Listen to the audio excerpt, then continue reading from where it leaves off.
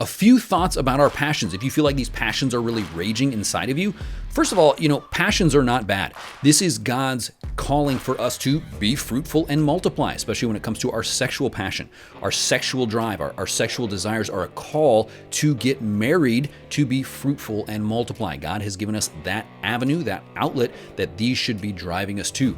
In Genesis 1, it says that it was not good for man to be alone, and so God made Eve for Adam. The second thing I would say is that marriage is not a solution to passions of the flesh.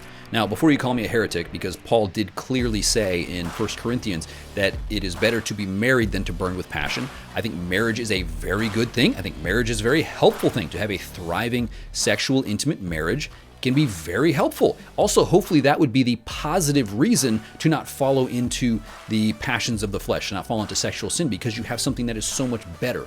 However, marriage and a spouse is not a solution for sin. Okay, and what do I mean by that? Well, my passions and my flesh, it wants to do sinful things. It wants to do things that I'm not told to do according to the scripture, right? Well, a spouse is not going to fix those temptations or challenges. In fact, when you get married, if you have tension, if you have difficulty, that could be driving you even further to want to indulge into some of those passions of the flesh. Also, when you get married, you will have to have self-control. You will have to continue to be disciplined when it comes to your sexual urges. Certainly your spouse is not going to be available 24/7. You would never want to put pressure on a spouse to be available 24/7 to fulfill your needs. That just isn't even logical. You're still going to go on a business trip at some point. You're still going to be separated at some point from your spouse. When your spouse, if you're a guy and your wife has a baby, there's going to be a significant period of time where sex is not an option. So in that sense, it's good to remember that marriage is not a solution to every temptation. We're still going to have to be disciplined. We're still going to have that self-control.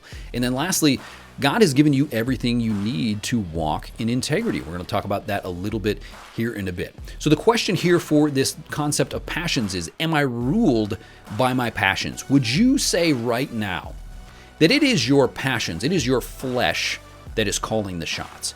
It says what it wants and you are giving in. Or is it the opposite? Are you able to say no to those passions of the flesh, which, as 1 Peter 2:11 says, is waging war against the soul?